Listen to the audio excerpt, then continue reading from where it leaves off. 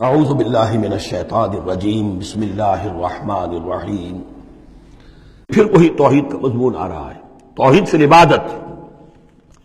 قل افغیر اللہ تأمرونی اعبد ایھا الجاہلون، یہ انداز جو ہے قرآن مجید میں کہیں اور نہیں ملے گا۔ اے نبی کہہ دیجئے اے جاہلو، کیا تم مجھے بھی یہ مشورہ دے رہے ہو کہ میں اللہ کے سوا کسی اور کی بندگی کروں؟ وہ دباؤ جو تھا، مشرکین کا دباؤ تھا محمد رسول اللہ پر صلی اللہ علیہ وسلم، کچھ تو کمپرومائز کیجئے، کچھ تو لے دے کے معاملہ کیجئے، کوئی ایک آدھ معبود ہمارا بھی مانے، باقی آپ کو ہم مان لیں گے، اب آپ کو بادشاہ بھی مان لیں گے، باقی جو آپ کہیں گے ہم کریں گے، لیکن یہ کہ کچھ تو آخر ہمارے ساتھ بھی کچھ تو گیو اینڈ ٹیک ہونا چاہیے۔ اب ان کا جواب اس انداز میں دیجئے، قل افغیر اللہ تأمرونی اعبد ایھا الجاہلون، مجھے بھی تم اس بات کا مشورہ دے رہے ہو، مجھے یہ حکم دے رہے ہو کہ اللہ کے سوا کسی کو پوجوں؟ وَلَقَدْ أُوحِيَ إِلَيْكَ، اور اے نبی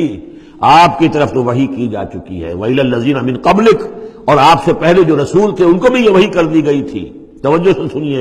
لَئِنْ أَشْرَكْتَ، اے نبی اگر آپ بھی بالفرض شرک کریں گے، لَيَحْبَطَنَّ عَمَلُكَ، آپ کے بھی سارے اعمال حبط ہو جائیں گے، وَلَتَكُونَنَّ مِنَ الْخَاسِرِينَ، اور آپ بھی نہایت خسارہ پانے والوں میں سے ہو جائیں گے۔ قانون خداوندی وَلَن تَجِدَ لِسُنَّتِ اللَّهِ تَحْوِيلًا، اصل میں یہ سختی ساری حضور کی طرف نہیں ہے، یہ مشرکین سے، خطاب ان سے نہیں، بظاہر حضور سے ہے، لیکن بتایا جا رہا ہے کہ یہ معاملہ ایسا نہیں ہے، یہ تو ایسا قانون ہے ہمارا جو کسی کے لیے بھی نہیں بدلے گا، جو بھی شرک کرے گا اس کے ساتھ ہمارا کوئی معاملہ نہیں، کسے باشد۔ وَلَقَدْ أُوحِيَ إِلَيْكَ وَإِلَى الَّذِينَ مِن قَبْلِكَ لَئِنْ أَشْرَكْتَ لَيَحْبَطَنَّ عَمَلُكَ وَلَتَكُونَنَّ مِنَ الْخَاسِرِينَ بَلِ اللَّهَ فَاعْبُدْ، نہیں صرف اللہ ہی کی آپ بندگی کیجئے، وَكُن مِنَ الشَّاكِرِينَ، اور بن جائیے اس کے شکر گزار بندوں میں سے۔ وَمَا قَدَرُ اللَّهَ حَقَّ قَدْرِهِ، اور انہوں نے اللہ کی قدر نہ کی جیسے کہ اس کی قدر کا حق تھا، اس کی قدرت کا اندازہ نہ کر پائے، اس کی قوت کا، قدرت کا کیسے کر سکتے؟ لیکن یہ کہ ایک بات ذہن میں آنی چاہیے، اگرچہ ہم اللہ کی قدرت کو ناپ تول نہیں سکتے، ہم اللہ کے علم کو ناپ تول سکتے کہ کتنا علم ہے، اس لیے کہ ہماری جو ترازو ہے وہ تو سونار کی ترازو کی طرح ہے، وہ ماشے تولے تو وہ جو ہے وہ تول لے گی، لیکن یہ کہ ٹنوں کو کیسے تولے گی؟ تو ہمارے ذہن کی ترازو جو ہے وہ نہیں تول سکتی، اللہ کی صفات کو بھی نہیں ہم جان سکتے کہ وہ کتنی ہے، کیسی ہے۔ لیکن ایک بات جان لیجیے، علی کل شیء قدیر، یہ تو جان سکتے ہیں نا، ہر شے پر قادر ہے، لیکن یہ کہ جن لوگوں کا ذہن اس سے بھی عاجز آ جاتا ہے، وما قدر اللہ حق قدرہ والارض جمیعا قبضتہ یوم القیامۃ والسماوات مطویات بیمینہ، اس کا ایک تمہیں جھلک دکھا رہے ہیں، اس کی قدرت، اس کی عظمت کہ تمہاری یہ پوری کی پوری زمین اس کی ایک مٹھی میں ہوگی قیامت کے دن، اور یہ آسمان اس کے داہنے ہاتھ میں لپٹے ہوئے ہوں گے۔ کوئی اندازہ کر سکتے ہو تو کر لو، ہمیں آسمانوں کا کیا پتا ہے، ہمیں کیا گیلیکسیز کا کیا تصور ہے؟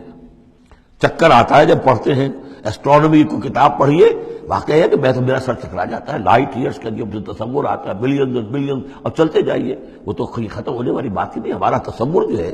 وہ وہاں جا کر بالکل جو ہے جواب نہیں دیتا ہے، تخیل جو ہے، قوت تخیلہ وہ تھک ہار کر رہ جاتی ہے۔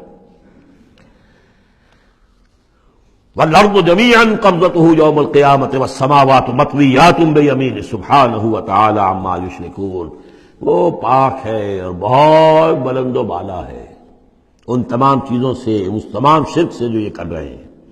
وَنُفِخَ فِي الصُّورِ، اور سور میں پھونکا جائے گا، فَصَعِقَ مَن فِي السَّمَاوَاتِ وَمَن فِي الْأَرْضِ، تو بے ہوش ہو جائیں گے جو بھی ہیں آسمانوں میں اور جو بھی ہیں زمین میں، الا من شاء اللہ، سوائے اس کے جنہیں اللہ چاہے گا۔ یعنی یہ بے ہوشی معلوم ہوتا ہے کہ فرشتوں پر بھی طاری ہوگی، سوائے کچھ فرشتوں کے،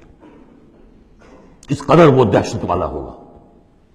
تو ایک اصل میں تین ہے یہ نفخے جو ہے، پہلا نفخہ ہے زلزلے والا، وہ ہے نفخہ ساعت کا، اس میں تو ہلچل ہوگی، طوفان ہوگا، سورج اور چاند ٹکرائیں گے اور یہ پہاڑ چلیں گے روئی کے گالوں کی طرح، وہ ہے جو پہلا ہے ساعہ۔ پھر اس کے بعد ایک اور ہوگا، اور اس کے بعد سب کے سب ختم ہو گئے، سب پر ایک موت کی نیند طاری ہو جائے گی۔ وَنُفِخَ فِي الصُّورِ فَصَعِقَ مَن فِي السَّمَاوَاتِ وَمَن فِي الْأَرْضِ إِلَّا مَن شَاءَ اللَّهُ ثُمَّ نُفِخَ فِيهِ أُخْرَىٰ، پھر اس میں پھونک ماری جائے گی ایک مرتبہ اور یہ تیسری مرتبہ، یہاں کے حساب سے دوسری مرتبہ، لیکن یہ کہ یہ نفخہ ثالثہ ہے۔ فَإِذَا هُمْ قِيَامٌ يَنظُرُونَ، تو اچانک وہ سب کے سب کھڑے ہوں گے دیکھتے ہوئے۔ یہ نفخہ ہے بعث بعد الموت کا، تیسرا نفخہ، اسی لیے قیامت اس کو کہتے ہیں اذا ہم قیام ینظرون، یہ یوم القیامہ ہے۔ پہلے ساعہ ہے،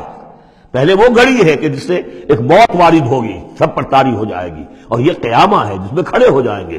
ثم نفخ فیہ اخری فاذا ہم قیام ینظرون واشرقت الارض بنور ربها، اور زمین چمک اٹھے گی اپنے رب کے نور سے۔ آگے چل کر ہم پڑھیں گے، اس وقت اسی زمین پر اللہ تعالیٰ کا نزول ہوگا۔ وجاء ربک والملک صفا صفا، آسمان ایک غمام کی حیثیت سے پھٹ جائے گا، اور فرشتے جو ہے قطار در قطار صفے بھاجے وہ نیچے اتریں گے۔ واشرقت الارض بنور ربها ووضع الکتاب، اور کتاب اور اعمال نامہ لا کر رکھ دیا جائے گا۔ وجیء بالنبیین والشہداء، اور انبیاء اور شہداء کو بھی پیش کر دیا جائے گا۔ صدق اللہ العظیم۔